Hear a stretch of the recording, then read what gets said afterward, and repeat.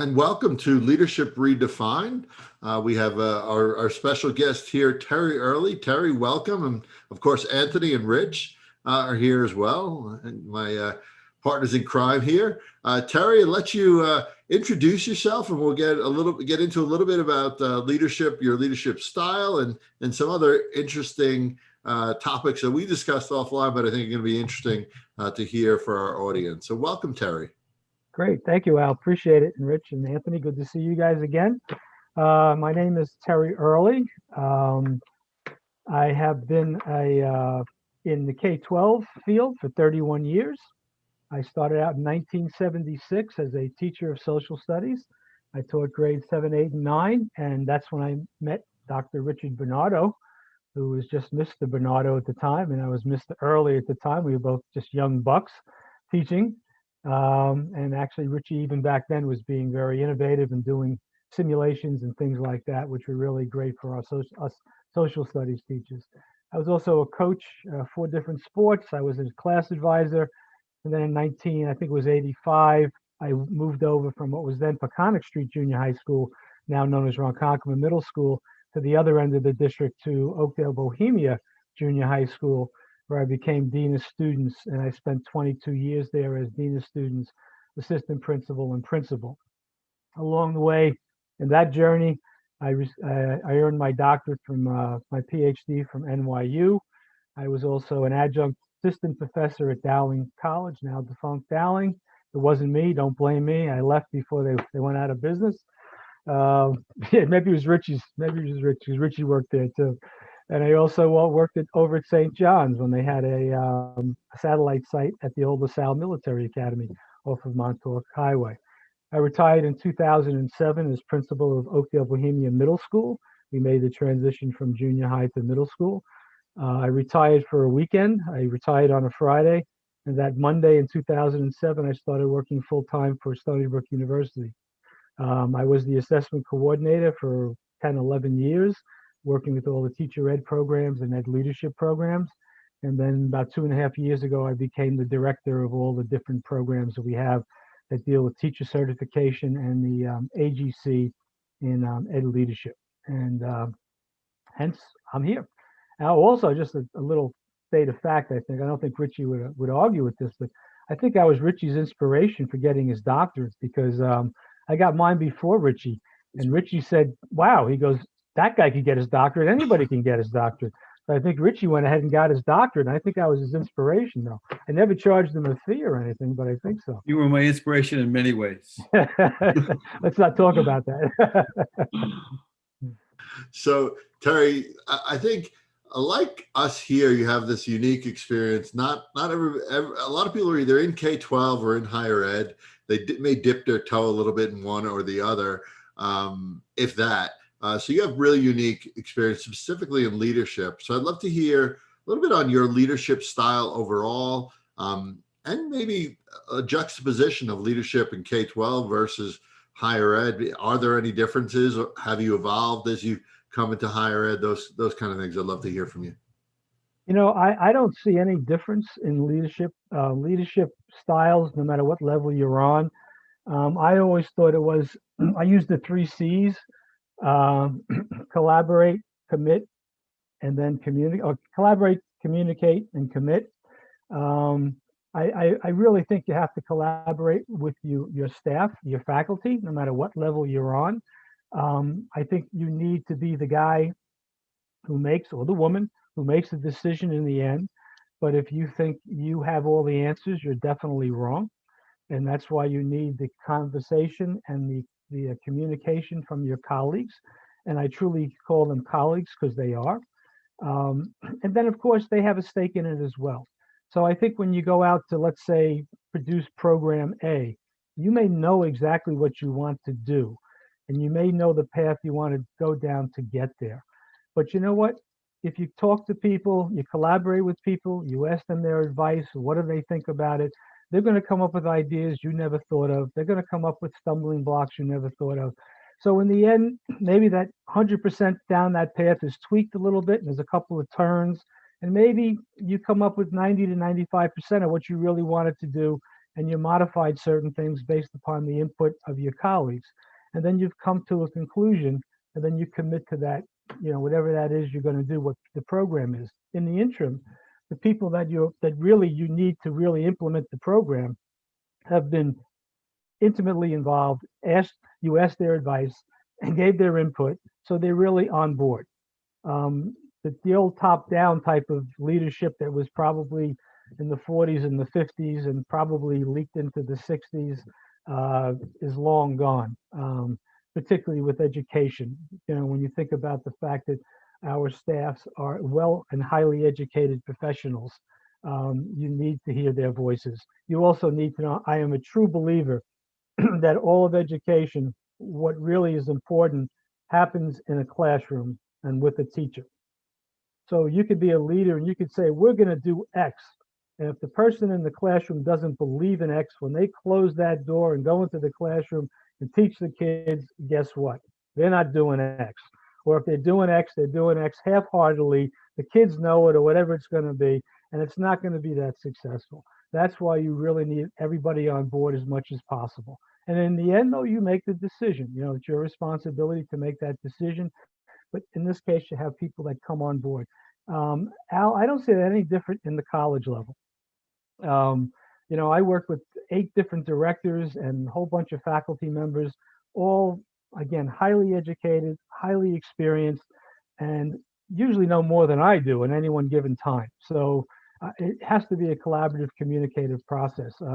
I don't see any difference. I probably, you probably get the same thing in corporate education as well, or corporate life as well. Leadership is leadership that way. I don't think you see very many top-down education leadership programs that really work anymore, or people that do that, unless they're just so dynamic, they create a cult. I don't think that's going to work. So that's my theory. Basically, it's pretty simple. Rich, Anthony, questions for Terry? Rich, you're muted, Rich. No. Terry, I have a million questions I'd like to ask you, believe it or not. But the one thing, I was thinking about as I knew you were coming on today, and given your present role, is the challenges of what you're trying with of all the different leadership positions you have, insofar as developing teachers and leaders and I know that it's becoming a hackneyed phrase already. A post-COVID world, and the extent to which, or how good we are, not necessarily Stony Brook, but in general, higher ed is at anticipating the necessities to prepare teachers and leaders to be effective in a world that they didn't necessarily live through back 20 years ago. Yeah, I believe it's the dedication and the passion in the field itself. Most, if not all, it's life's a bell curve, right? So in the meat of the bell curve, within those 1 or 2 standard deviations, you will have most of the teachers that lie, and they have, to some varying degree, a great deal of passion, to some passion and vocation for what they do. They're there for the children. So that motivates them to make changes sometimes that you might not get if you're in another corporate type of job where you don't have the same type of association with the product that you're producing, etc. In our case, we're dealing with children. We're dealing with someone's most important resource. We're dealing with our civilization. So I think you'll find, usually, for the most part, for the varying, but for the most part, people who are very dedicated and will go out of their way to change. And this COVID situation, you basically saw that. Teachers who were at home, teaching on the fly, learning as they started working on this stuff, but some of them never dreamed of doing, didn't make excuses, had their own kids at home at the same time, and yet they really pretty much got through it. I think it's the kind of person that's attracted into education that gives us that kind of advantage, if you will, and leaders as well, because we do have a mission. I always say, if you come into education, you think you have a job, leave. You have to have a vocation. You have to have a passion for what you do. You're dealing with children. And if children can't, they're going to make you laugh and they're going to make you cry. That's just the way it is. And if they don't make you laugh and they don't make you cry, then your heart's not really in it. You're not really going to be a great teacher. So I think we have that advantage, Rich. And I think most of the kids that come into our programs are, have somewhat of a calling, not to be corny, but sense that calling. And again, to a varying degree, some are going to be spectacular just as natural people, just like they're natural athletes. There are some that just take to the art and the science of teaching, right? There's two components to teaching, just like there is to leadership. There's an art to it and there's a science to it.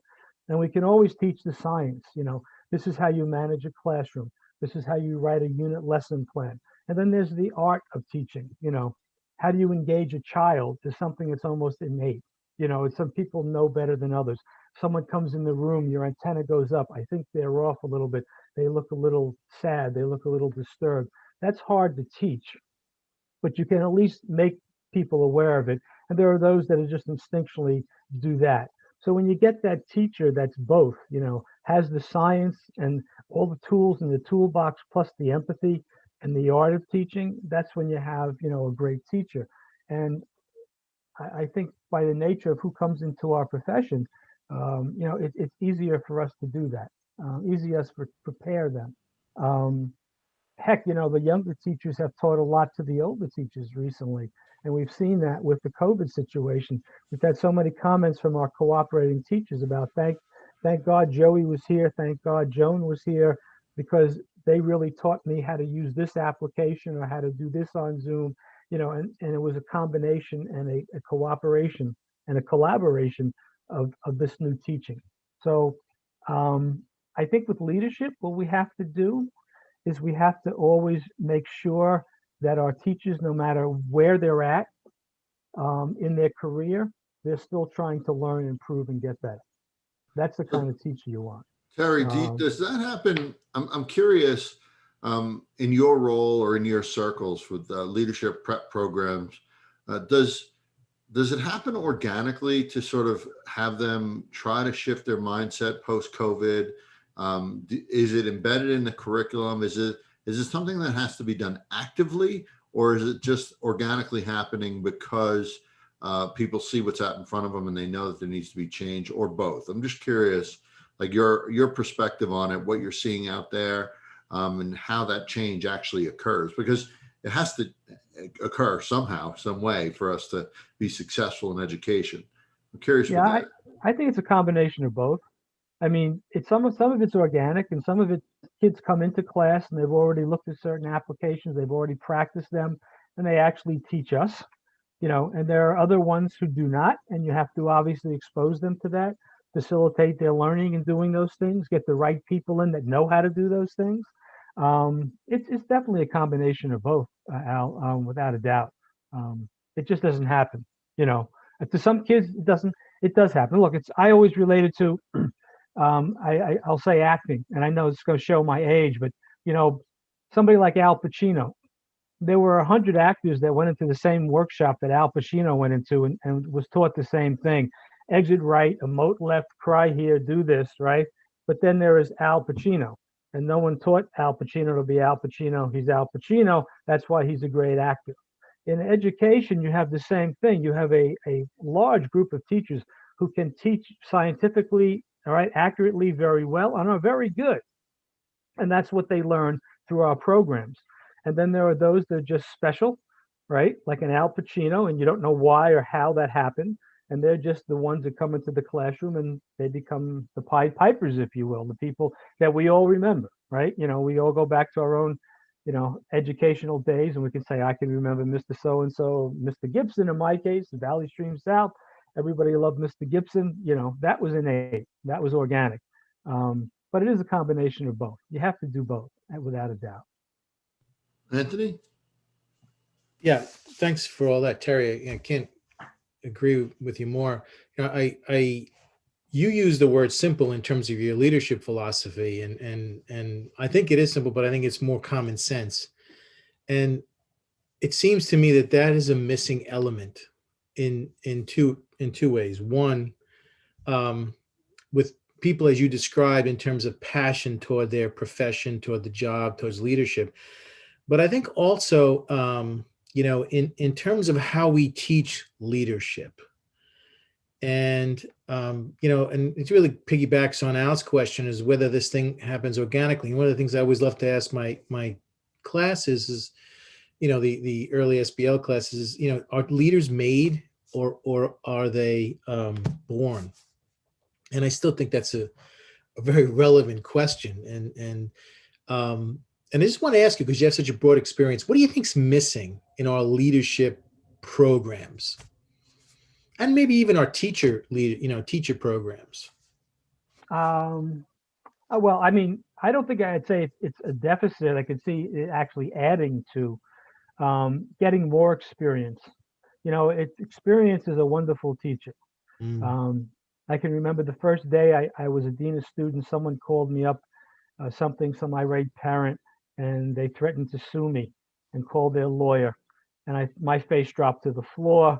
I turned white, and I was about ready to go home and cry. And then when within 15, 20 years of being an administrator, when someone kind of threatened you with being, suing you or something, it was like, oh, come on, really?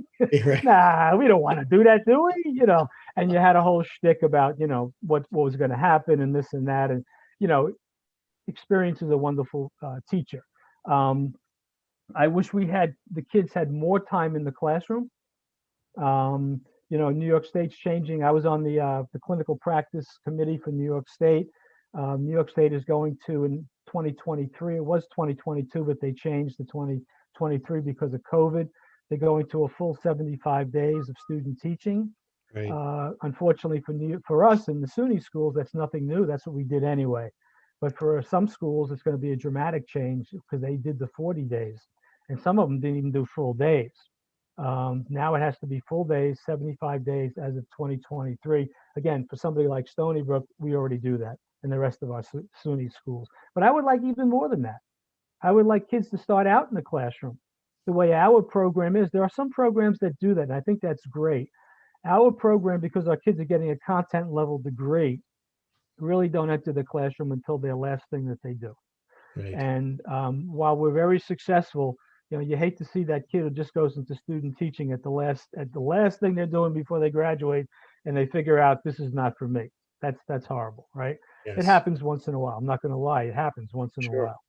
I would love to have them start teaching earlier, be more active in the schools, have stronger partnerships with our school district. We have some wonderful partnerships within our Long Island school districts. But as you all know, Long Island is a very unique animal. We have 124 school districts. So, it's very difficult to, like some of my colleagues, they come from a regional area where there's a regional BOCES and everything goes through that. And if BOCES says X, then everybody does X. Here we have 124 school districts, and if one says X, the other says Y, the other says Z. You don't even know how you're placing kids, quite frankly. There's nothing uniform about it. So we have to kind of, tread through that territory a little bit. But I would like to have stronger emphasis on experience. I always thought, and think about it yourself, and if you're a K-12 teacher, I know Richie and I were, that's when I learned to student teach, right? When I went into learned student to teach in the teaching, that was it. All the methods courses and all that. When you actually got in front of the little kids, or the kids, right? That's when you learn to student teach. That's when you learn to teach. Right. I would like to see more of that. And with ed leadership, we do that. Everybody's working in ed leadership, right? So it's very difficult for them to have a normal type day of an administrator. They fill in on their off periods. They do things after school. They do things on the weekends. It's just not the same as when you sit down and close your door and you go, oh, I'm the dean. Oh, I'm the assistant principal. Here it goes, right? I would like to see more of that. I don't know how we do that. I don't think we really can. But that's what I would like, Anthony. I would like to see more experience mixed in with the actual programs that we have. I mean, that makes great sense. I mean, we've talked about many years doing something similar to how they train doctors. Yeah, well, I always thought I've been a big advocate of the fact that I think our student teachers should be paid, very much like a doctor gets paid in a residency. Exactly. Very much like a plumber gets paid as an apprentice. Exactly. You don't have to give them a full teacher salary, but these kids are working 5 days a week. In the end, they're taking over usually the 5 classes, Right. and some of these kids, in order to get through school, have to work. And we virtually tell them, as student teachers, you can't. It's virtually impossible to do. And a lot of kids, that's a very, very tough thing to do for a whole semester. So I agree with you 100%. I look at it at a much more professional level. They should be paid to student teach. Yes. It should be a residency, if you will. Some programs have something similar. Bank Street has a program similar to that. Yes, they do. Yes. Um, the vast majority of programs do not.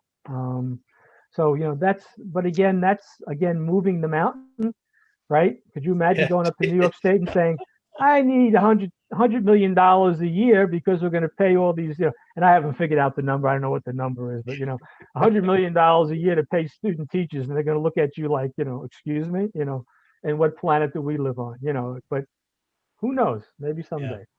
So Terry, we're actually, believe it or not, close to time already. I know we had a few things you wanted to discuss, and love to have you on again to continue the conversation. Um, Closing thoughts from Anthony, Rich, and then Terry. We'll let you have the last say here. I want to thank you for coming on. I think a lot of people can learn from your experience, wealth of experience in this space, and can learn from further conversations we can have around this and other things I know you're interested in. You mentioned news literacy as well. We can talk about that on an upcoming podcast too. Rich, thoughts from you, Anthony, and then we'll let Terry have the last word. Rich, you're muted. Rich. Figure it out after a minute. Okay. Terry, first of all, I appreciate that you were able to come on, and I appreciate the just who you are, not as Terry, believe it or not, as much as the kinds of experiences you bring from two ends of the world, so to speak, and then bring it back to who we are as a whole with a W. Because I very much appreciate, I always have, but I always very much appreciate how you frame things. You have a way of framing very complex issues. And the complexity, to come back to Anthony's question about creating leaders for the 21st century, again, in quotes, or teachers for that matter, is something a lot of people have lots of opinions about. But the way you frame it, you simplify it in the sense that we really know what the purpose is, which, oh, by the way, is kids. And I think that's believe it or not, that's refreshing. And I like the way you do that, and I like the way that you speak to at the same time the complexity of your own jobs necessities to make that simple piece work. So thanks a lot, and I look forward to talking about those other things you mentioned off camera, because I have some strong opinions along the same lines you do. So we should have some fun with that. Thank you. Appreciate it, Rich. Thank you very much. Anthony? I mean, I just want to reiterate, and piggyback off of what Rich is saying. You use the word passion 2 or 3 times, and I can always remember, as a superintendent in the hiring process, the one thing I wanted to discern from a candidate, were they passionate about their jobs and did they love kids? Because you're right, the rest of it we could take care of. We can provide the experiences to learn how to be a competent, capable teacher. And, I'm a perennial optimist to hope that so many of the students who do come into teaching have that passion.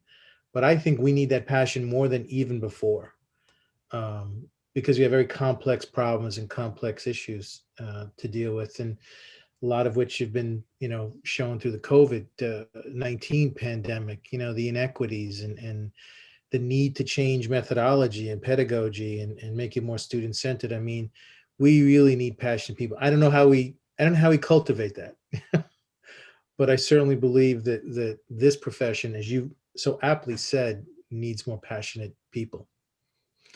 Thanks, Terry, for coming on. I appreciate it. And Terry, the last thought from you, Terry. Not to put you on the spot, but go for it. I appreciate it. I appreciate the conversation. I think sometimes I see us, sometimes the old war horses that we are, we've been through a lot, and sometimes we're actually we have stuff that's meaningful sometimes, and I appreciate what Rich said. Sometimes we get lost in the technicalities of things, and now the technology of things. No disrespect, Al, I know how great you are in technology, And sometimes we lose sight of what we're still dealing with, which is, and I was taught, I had some great mentors along the way. And I was taught, because leadership is so complex, they said, in the end, you do what's in the best interest of the kids. And that was like the mantra. And certainly politics come into that. And certainly you have to compromise here and there. So I don't want to be Pollyanna about it, because everybody had to do a dance once in a while and, compromise here and there. But if you keep that kind of thought in your head, what's in the best interest of the kids, I guarantee you that vast majority of the times you're going to come out on the right end of the decision, and in the end really help kids. And I think that's what we have to have. How do we train kids like that, Anthony? I'm not exactly sure. There's no magic book or anything else, I think, but I think that's what we have to try to convey to our students that we have now and our leaders that we have now. That's why you're here. You're here to help the kids, the children. And everything else then kind of falls into place. Like I said, not being Pollyanna about it, there will be times you do compromise. Obviously, Anthony, I'm sure, as a superintendent, you can smile about that, because that's just the nature of the beast. It's an interesting, without a doubt, profession. I mean, we've all been in it for how long, guys? 40 something years or whatever. Can't be all bad, right? Has to be pretty good, actually. Yeah, our collective experience here is close to probably 200 years. It's a lot. Writing. Thank you again, Terry. Love to have you on again. I know you wanted to talk about a couple of things. We'll surely have you on again. We can talk about the other topics too. Thank you so much, and it was really a pleasure having you on and getting you on and to the show. All right. Thanks for the opportunity, guys. I appreciate the conversation. Thanks, Terry. Thanks, Terry.